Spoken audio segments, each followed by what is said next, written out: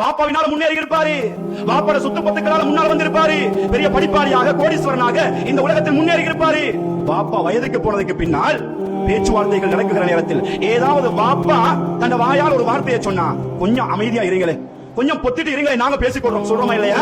பாப்பா ஓரம் கட்டப்படுகிறார், சமூகத்தில் இருந்து பகிஷ்கரிக்கப்படுகிறார். இன்னும் ஆச்சரியம் என்ன தெரியுமா? எத்தனையோ குழந்தைகள் தான் படிப்பதற்கு, தான் பல்கலைக்கழகம் செல்வதற்கு இந்த உலகத்தில் ஒரு முதலாளியாக, ஒரு ஹாதியாராக, ஒரு ஆலிமாக, ஒரு ஹாஃபிலாக, இந்த தொழிலதிபராக மாறுவதற்கு, ஒரு ஆசிரியராக, பல்கலைக்கழகம் முதல் பட்ட படிப்பு வரைக்கும் படிப்பதற்கு உறுதுணையாக இருந்தவர், தன்னுடைய ரத்தத்தை செலவழித்தவர், ஓடாக உழைத்தவர் தன்னுடைய வாப்பா.